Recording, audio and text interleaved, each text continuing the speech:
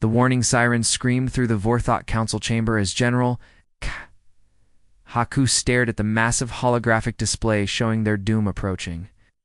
Red dots representing enemy ships filled the screen like a deadly swarm of insects. Dot was a Dominion warship, carrying enough firepower to level entire cities. "How long do we have?" Haku asked, his weathered face showing the strain of leading a losing war. 6 hours until they reach our outer defense grid, replied his aide, trying to keep the fear from his voice. Maybe 8 hours before they break through to the planet. Council leader Mira stood beside an ancient pedestal in the center of the chamber. On it sat a strange crystalline device that pulsed with inner light.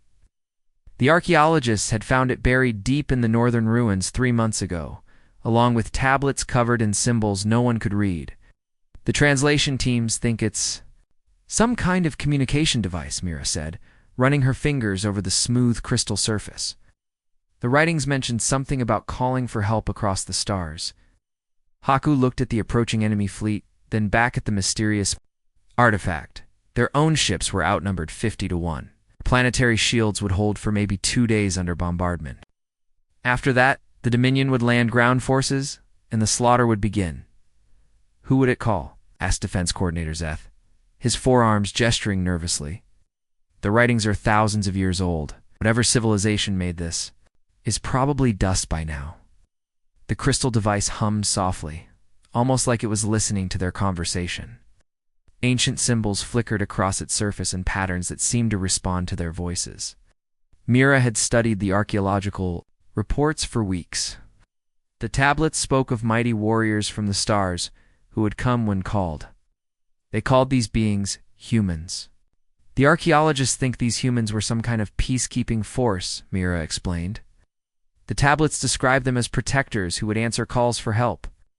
But that was millennia ago. Even if they ever existed, they're probably extinct." Now, another alarm blared. The Dominion fleet had accelerated. Now they had maybe 5 hours. General Haku closed his eyes and thought of his family on the surface below.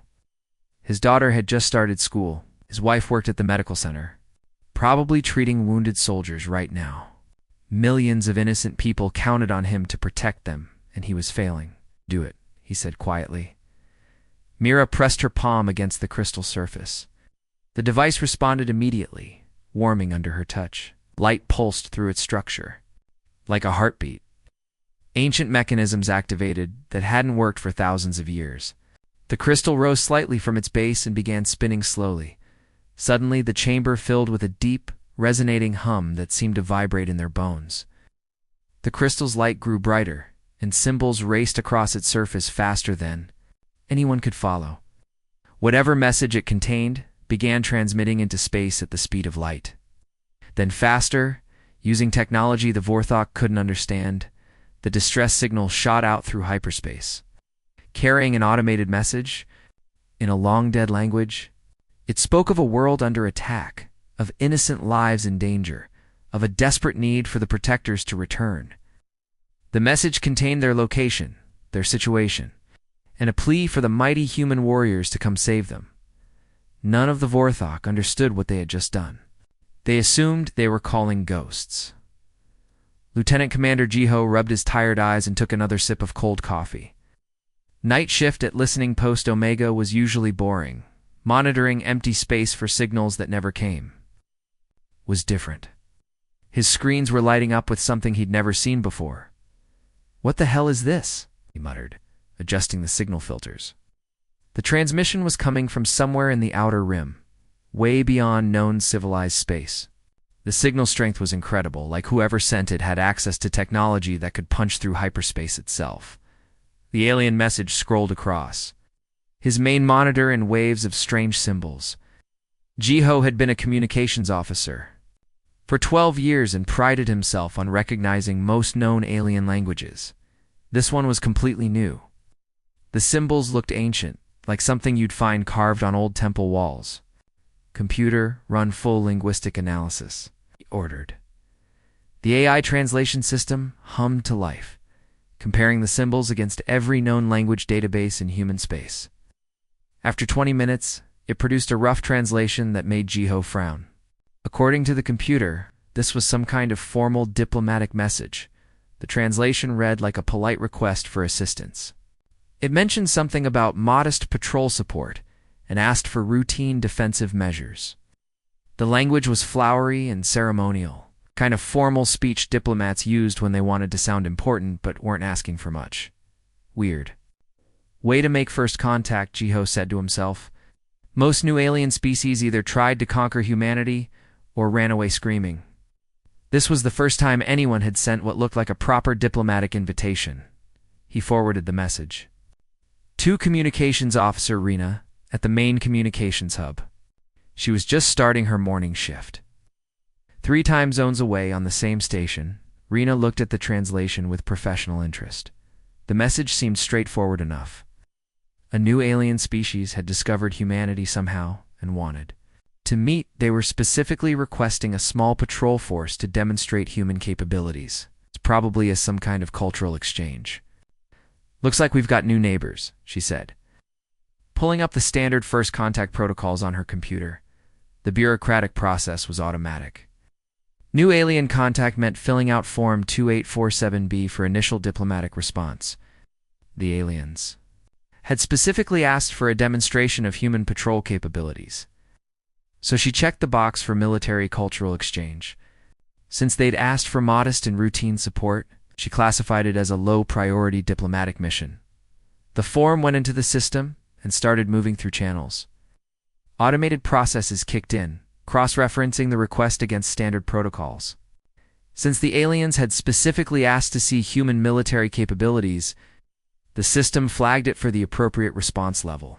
What neither Jiho nor Rena realized was that the ancient language in the original message was full of nuances their translation computer couldn't understand.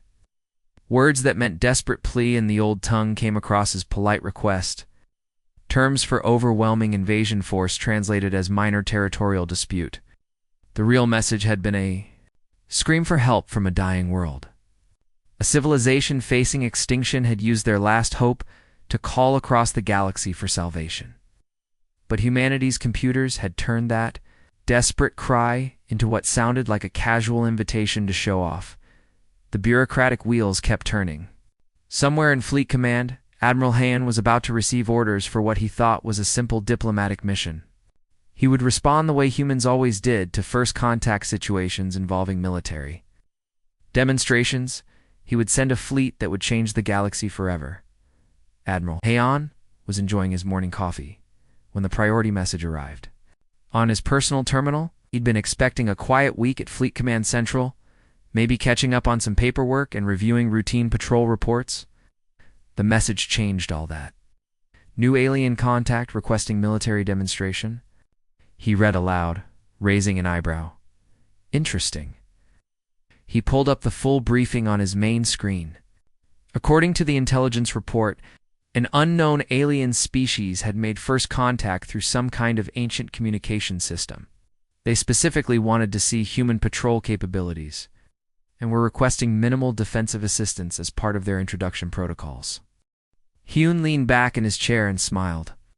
After 30 years in the fleet, he'd seen every kind of first contact scenario. Some aliens tried to conquer humanity immediately.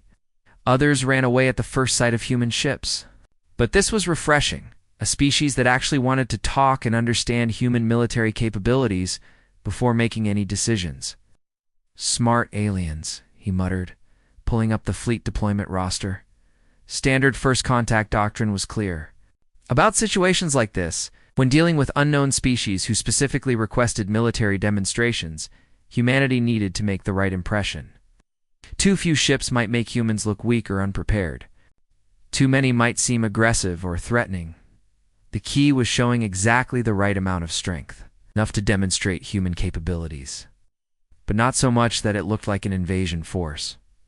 Hyun began selecting vessels from the available fleet assets. He started with the backbone of any good patrol force, heavy cruisers.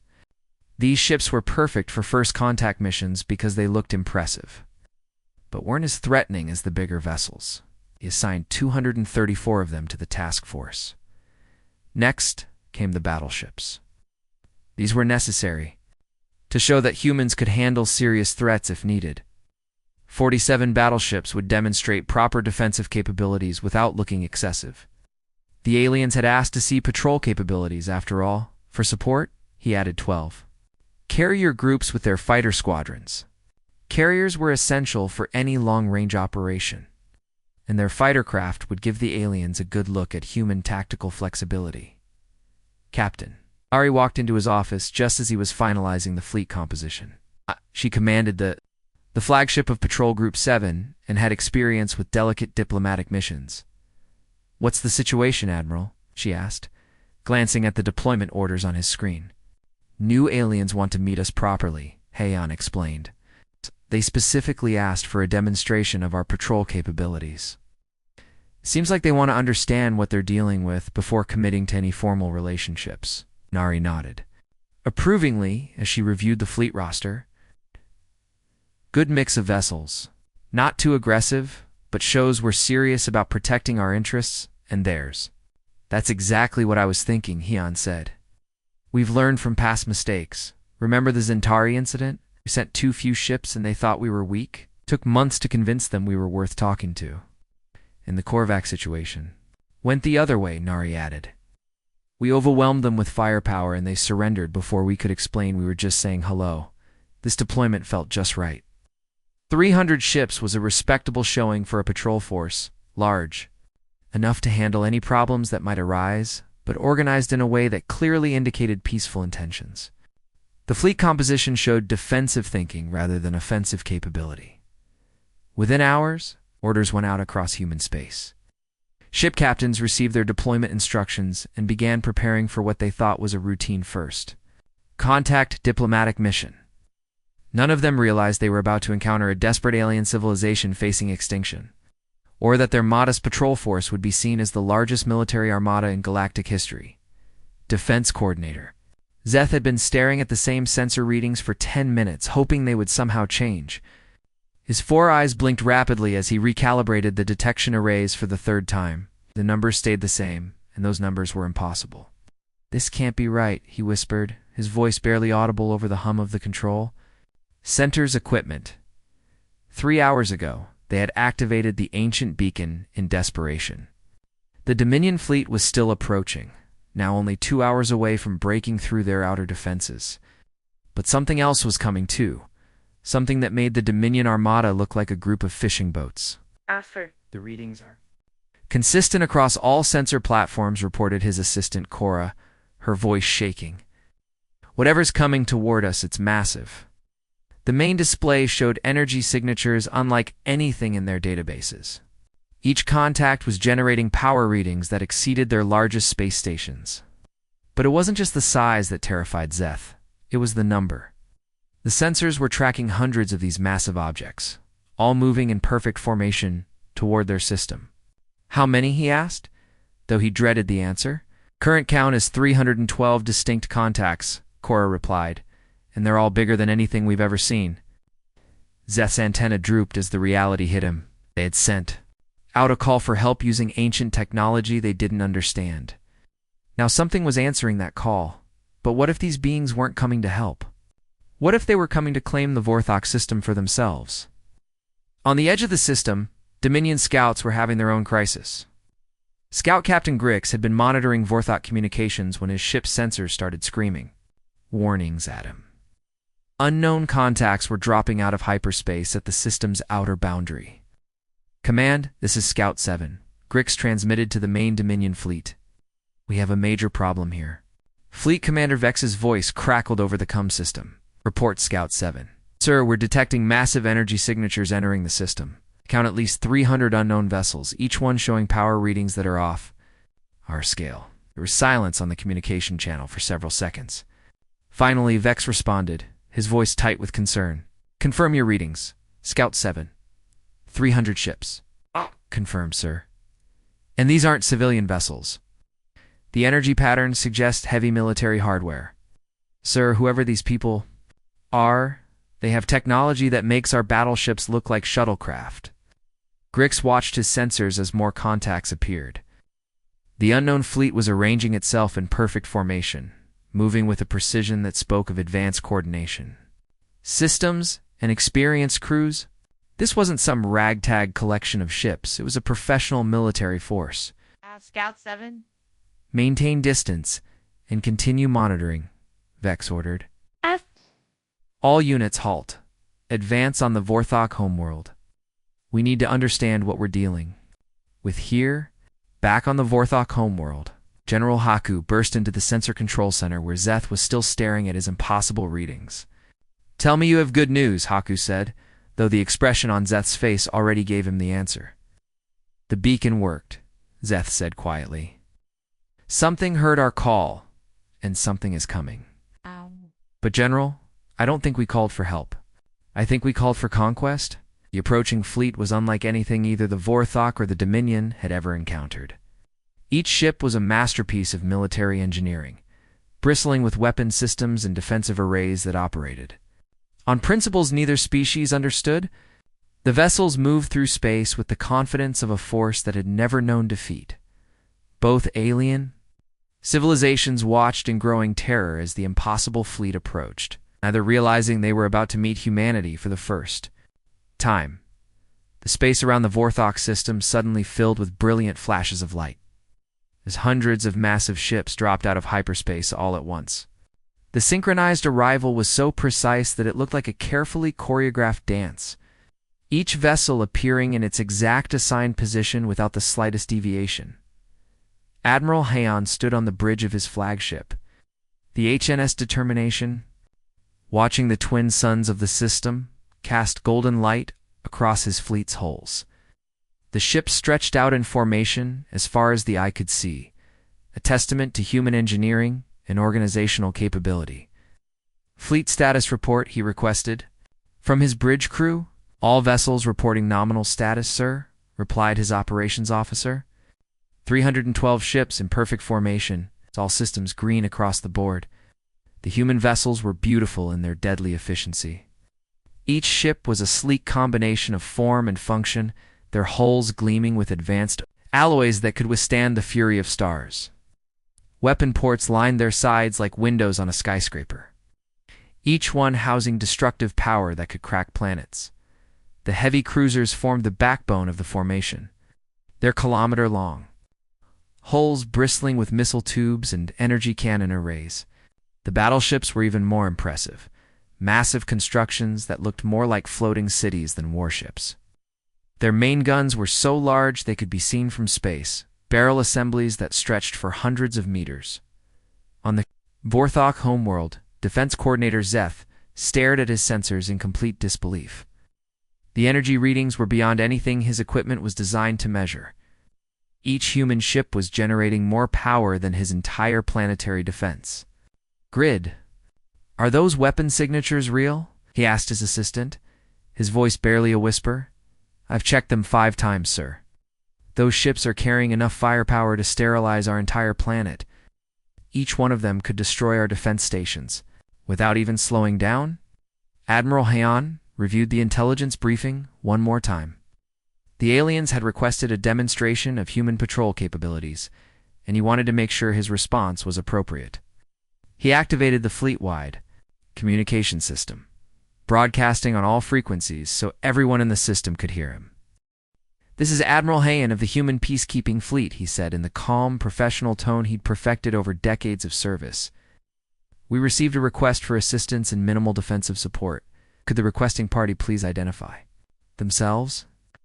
His voice carried the relaxed confidence of someone who commanded overwhelming power but had no intention of using it unnecessarily. To him, this was just another routine diplomatic mission, the kind of thing human fleets handled. Dozens of times each year, on the Dominion command ship, Fleet Commander Vex listened to the transmission with growing horror. The casual way the human admiral spoke suggested this massive armada was normal for them. If this was what humans considered a minimal response, what did their serious military operations look like? Sir, they're calling this a peacekeeping Fleet, reported his communications officer. They seem to think this is a routine assistance mission. Vex stared at the tactical display showing the human formation. Each ship was larger and more heavily armed than his flagship. There were more human vessels than his entire invasion force. They'd appeared without warning, without any sign of effort or strain. Back on the human flagship, Admiral Hayne waited patiently for a response. His crew went about their duties with professional calm, running system checks and maintaining their equipment. To them, this was standard procedure: arrive, assess the situation, offer assistance, and resolve whatever problems needed solving. None of them realized that their routine patrol force had just become the most powerful military presence anyone in this region of the galaxy had ever seen. The balance of power hadn't just shifted, it had been completely rewritten in a matter of seconds.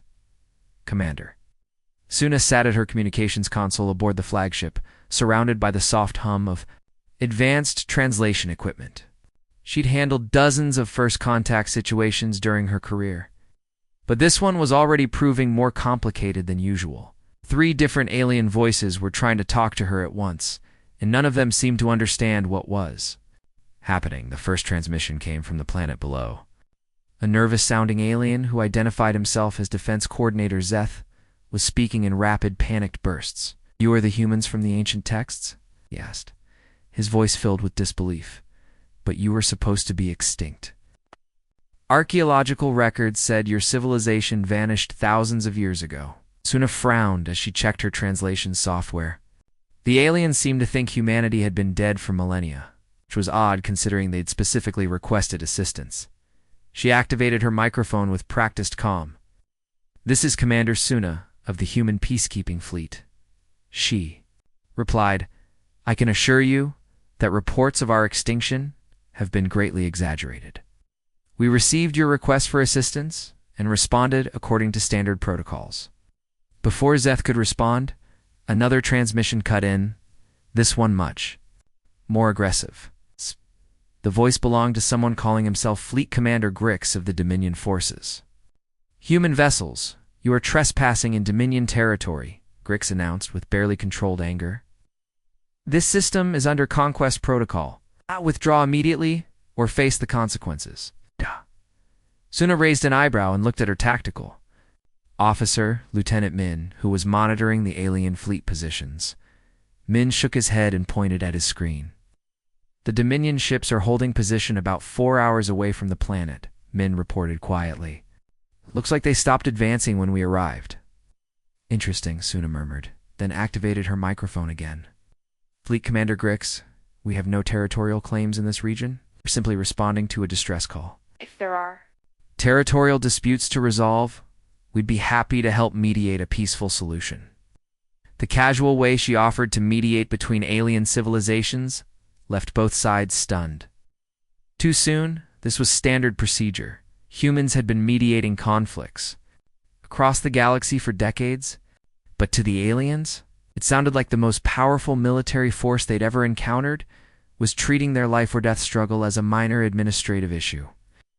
A third voice joined the conversation, this one belonging to General Haku from the planet's surface.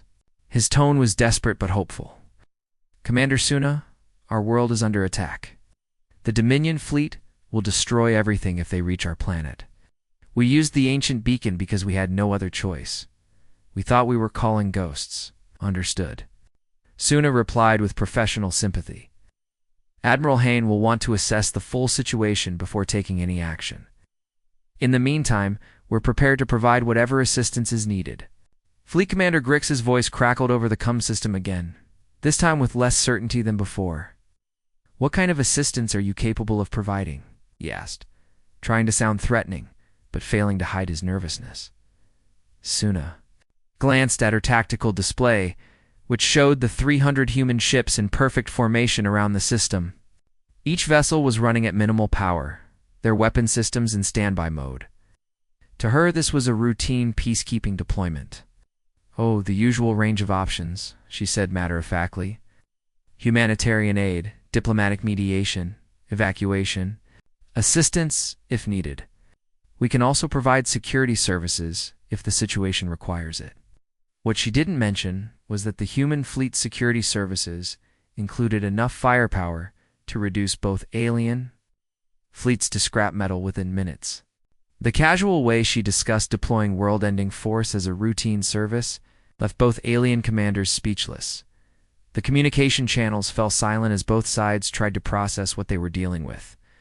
The humans seemed to think that deploying hundreds of planet-killing warships was just another day at the office. Admiral Kor had built his reputation on reading enemy weaknesses, and something about these humans bothered him.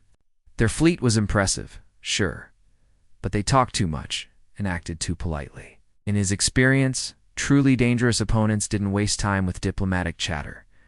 "These humans are bluffing," he announced to his bridge crew aboard the Dominion flagship. "No species deploys this much firepower just to talk. They're trying to intimidate us into backing down without a fight." His tactical officer, a scarred veteran named Vex, looked uncertain. "Sir, our sensors are reading massive power signatures from those ships. Maybe we should what? Run away from smooth-talking aliens who probably stole those ships." "From someone else?" Kor interrupted. "The Dominion doesn't retreat from anyone, especially not from species we've never heard of." He turned to his weapons officer with cold determination. "Prepare a probe attack. 6 destroyers. Minimum engagement distance. We'll test their resolve and see what these humans are really made of." Captain Day was reviewing system diagnostics aboard his battleship when the alert came in. The ship, the HNS Righteous Fury, was one of the newer vessels in the fleet, equipped with the latest precision targeting systems that could pick apart enemy ships like a surgeon with a scalpel. "Captain, we have 6 hostile vessels breaking formation from the Dominion fleet," reported his tactical officer. "They appear to be moving to engage." Day sighed and set down his coffee cup. He'd hoped this would be a peaceful first contact mission. But some species always wanted to test human capabilities the hard way. "Are they targeting our ships or the planet?" he asked. "Our ships, sir. They're coming in at attack speed with weapons charging." "Understood. Target their weapons and engine systems only. No damage to life support or crew areas. We want them disabled, not destroyed." The 6 Dominion destroyers accelerated toward the human fleet with their weapons blazing. Each ship was a sleek predator designed for quick strikes and devastating firepower. Their energy cannons lit up space as they opened fire on the nearest human vessels. What happened next stunned every alien in the system. The human battleship's response was so fast, it seemed impossible. 6 perfectly aimed shots flashed out from the Righteous Fury's main guns, each one finding its target with surgical precision. The Dominion destroyers' weapon systems exploded in showers of sparks while their engines simply stopped working. The entire engagement lasted 28 seconds from start to finish. Captain Day watched his tactical display as the 6 enemy ships drifted helplessly in space, their crews completely unharmed but their vessels totally powerless. "Damage assessment complete, sir," reported his weapons officer. "All 6 targets successfully disabled. Their life support systems are intact, and we're reading normal crew vital signs across all vessels." "Good work," Day replied, picking up his coffee again. "Send recovery shuttles to assist with any immediate medical needs." Aboard the Dominion flagship, Admiral Kor stared at his tactical screen in complete silence. His probe attack had been neutralized so quickly and precisely that his sensors had barely registered the human response. 6 of his best destroyers had been turned into floating scrap metal by a single enemy ship. But what terrified him wasn't the speed or accuracy of the attack. It was the restraint. The humans had possessed the firepower to vaporize his ships entirely, but instead they'd chosen to disable them without killing a single crew member. This level of precision suggested technology so advanced that his entire fleet was effectively helpless. "Sir, the humans are sending medical shuttles to assist our disabled vessels," reported his communications officer, her voice barely a whisper. Kor slumped in his command chair as the full implications hit him. These humans weren't just more powerful than the Dominion. They were so confident in their superiority that they treated his attack as a minor inconvenience to be handled with minimal effort. The demonstration was complete. Humanity had just announced its presence to the galaxy in the most terrifying way possible. Absolute restraint backed by unlimited power. The conference room aboard Admiral Hines' flagship was designed to be welcoming, with soft lighting and comfortable seating arranged around a circular table. The human delegation had prepared refreshments from 3 different worlds, hoping to make their alien guests feel at ease. But the Vorthok and Dominion representatives looked anything but comfortable. General Haku kept glancing nervously at the viewport, where he could see dozens of human warships floating in perfect formation. Each one was larger than his planet's biggest space station. Defense Coordinator Zeth hadn't said a word since sitting down, and his four eyes constantly darting between the humans as if trying to understand what kind of beings he was dealing with. The other side of the table, Admiral Kor and his aide Commander Vex looked equally unsettled. The Dominion had built their empire through superior firepower, but these humans made their entire fleet look like a collection of toys. Admiral Hayne poured himself a cup of tea and smiled warmly at his guests. "I hope everyone is comfortable. I know first contact situations can be stressful, but we're here to help resolve whatever problems brought us together." Fleet Captain 1 entered the room carrying a data tablet, looking slightly apologetic for being late. "Sorry, Admiral. I was just finishing the monthly deployment reports." "No problem at all," Hayne replied. "How are our other task forces doing?" One consulted his tablet casually, as if he were reading a grocery list. "Pretty routine across the board. Task Force 12 is handling those pirate problems near the Centauri colonies. Task Force 28 is doing earthquake relief on Kepler 44 to be the usual stuff." General Haku's voice came out as barely a whisper. "Other task forces?" "Oh yes," one replied cheerfully. "We have 43 active task forces right now, similar in size to this one. Some are bigger for special operations, some are smaller. For routine patrol work, this deployment is pretty standard for border security." The silence that followed was deafening. Zeth's antennae drooped completely as the implications hit him. What they had seen as an impossible display of military might was just one of dozens of similar fleets scattered across human space. Admiral Kor cleared his throat, his voice strained. "When you say similar in size, exactly how many ships are we talking about?" Captain Wan checked his tablet again. "This task force has 312 vessels. Our standard patrol deployment ranges from about 200 to 400 ships, depending on the mission. Requirements: the big exploration fleets can have up to 1,000 ships, but those are for special circumstances." Commander Vex, who had remained silent until now, spoke up with barely controlled panic in his voice. "You're saying humanity operates over 40 fleets of this size simultaneously?" "Well, 43 at the moment," Heian corrected gently. "Though that number fluctuates based on operational needs. We try to maintain adequate coverage across our territory." The math was staggering. If humans consider this overwhelming armada to be routine patrol duty, then their total military capability was beyond anything either alien species had imagined possible. The Dominion's entire invasion force consisted of fewer ships than a single human patrol fleet. General Haku found his voice. It shook as he spoke. "We called for help using an ancient beacon. Thought we were contacting an extinct civilization. We never imagined ... double quotes that we'd grown so much." Itamato-hen finished with a warm smile. "It's been a few thousand years since we left any communication devices in your region. We've expanded quite a bit since then. But don't worry, we still remember our responsibilities to help those in need." The casual way he mentioned thousands of years of expansion and growth left both alien delegations speechless. Humanity hadn't just survived since their ancient contact with Vorthok civilization, they'd become a galactic superpower. So vast that planet-killing fleets were routine administrative tools. Admiral Kor slumped in his chair as he realized the Dominion's entire empire was a tiny speck compared to human civilization.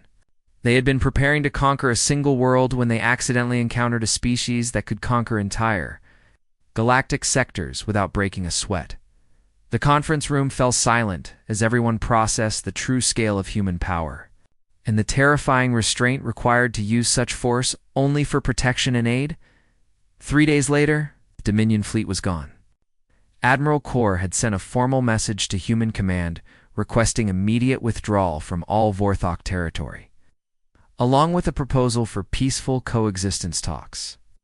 The speed of their retreat broke every military record in Dominion history, an entire invasion force abandoning their conquest in less than 72 hours. Admiral Haynes stood in his ready room, reviewing the formal alliance documents that General Haku had presented that morning. The Vorthok government wanted official protection and partnership with humanity, offering their world as a staging ground for human operations in this sector of the galaxy. "It's a good strategic location," Captain Nari observed, looking over his shoulder at the star charts. "3 major trade routes converge here, and it's right on the border between several different alien territories." "The Vorthok seem like decent people too," Hayen replied, signing the documents with his personal seal. "They were desperate enough to call for help from beings they thought were extinct. That takes courage." Meanwhile, back at Listening Post Omega, Lieutenant Commander Jiho was having the worst day of his career. His supervisor had called him into the office to discuss his translation of the alien message. The conversation wasn't going well. "Me understand this correctly," his commander said, holding up the original translation report. He interpreted a desperate distress call as a polite diplomatic invitation. Jiho squirmed in his chair, reviewing his work for the 100th time. "The language was archaic, sir. The translation matrix couldn't handle the emotional context. What looked like formal diplomatic language was actually ancient ceremonial speech, used in life or death situations. So when they screamed for help, our computers heard, 'Please send a small patrol to show us your capabilities.'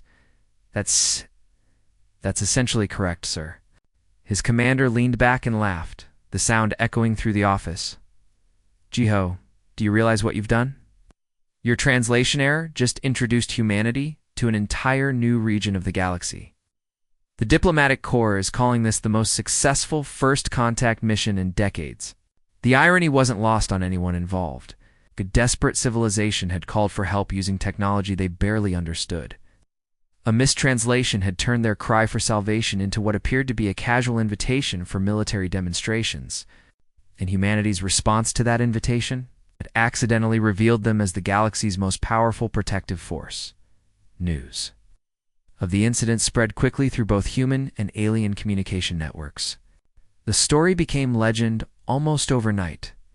How a translation error had summoned the galaxy's most powerful fleet to save a dying world, and how that fleet had chosen mercy over dominance. On the Vorthok homeworld, children now played games about the day the sky filled with human ships. Poets wrote verses about warriors from the stars who came when called, no matter how impossible the odds. The ancient beacon that had started everything was moved to their capital city's central plaza, where it stood as a monument to hope and unexpected salvation. Fleet Captain 1 was reviewing departure schedules when Admiral Hayen joined him on the bridge. Most of the task force was already preparing to leave, their mission complete and their new allies secure. "Strange how things work out," he mused, watching Vorthok civilian ships moving safely through their system again. "We came here thinking we were doing routine diplomatic work. Instead, we ended up preventing a genocide and gaining new allies." "The best missions are often the unplanned ones," one replied.